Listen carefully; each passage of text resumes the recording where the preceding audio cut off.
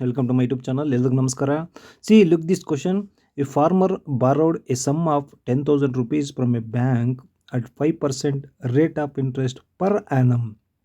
How much interest will be pay the bank in 3 years ಅಂತ. Okay, ಒಬ್ಬ ರೈತ 10,000 ರೂಪಾಯಿ ಬ್ಯಾಂಕಿಂದ ಡ್ರಾ ಮಾಡ್ತಾನೆ. ಅದು 5% ಇಂಟ್ರೆಸ್ಟ್ ಒಂದು ವರ್ಷಕ್ಕೆ. How much interest will be pay in the 3 years ಅಂತ. It's very simple. ಇಲ್ಲಿ ನಾವು ಸಿಂಪಲ್ ಇಂಟ್ರೆಸ್ಟ್ನ ಕ್ಯಾಲ್ಕುಲೇಟ್ ಮಾಡ್ಕೋಬೇಕು. ಅಂದರೆ what is the simple interest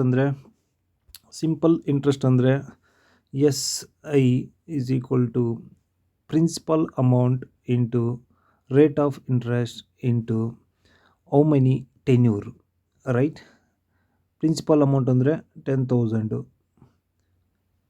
into rate of interest 5 divide by 100, ಅಂದರೆ ಪರ್ಸೆಂಟೇಜ್ ಇರೋದ್ರಿಂದ ನಾವು 5 ಡಿವೈಡ್ ಬೈ 100 ಮಾಡ್ಕೋಬೇಕು ಇಂಟು 3 ಇಯರ್ಸ್ಗೆ. ಓಕೆ, ಇದು ವೆರಿ ಸಿಂಪಲ್ಲಾಗಿ ಕ್ಯಾಲ್ಕುಲೇಷನ್ ಮಾಡ್ಕೊಳ್ಳಿ. 10,000 ಇಂಟು 5 50,000, 50,000 ಇಂಟು 3 ಎಷ್ಟಾಗುತ್ತೆ? 1000 ಮೀನ್ಸ್ 1,50,000 ಆಗುತ್ತೆ, ರೈಟ್.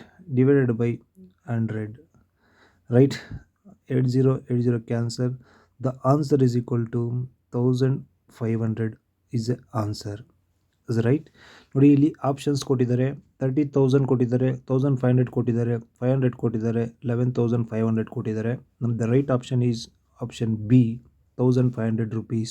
ಅಂದರೆ ಇದು ಇಯರ್ಲಿ, ಇಲ್ಲಿ ಚಕ್ರಬಡ್ಡಿ ಕೊಟ್ಟಿಲ್ಲ, ಓನ್ಲಿ ದ ಸಿಂಪಲ್ ಇಂಟ್ರೆಸ್ಟ್ ಅಷ್ಟೇ ಕ್ಯಾಲ್ಕುಲೇಟ್ ಮಾಡಿಕೊಟ್ಟಿರೋದು. That's why the right answer is B, 1,500, right. Thank you.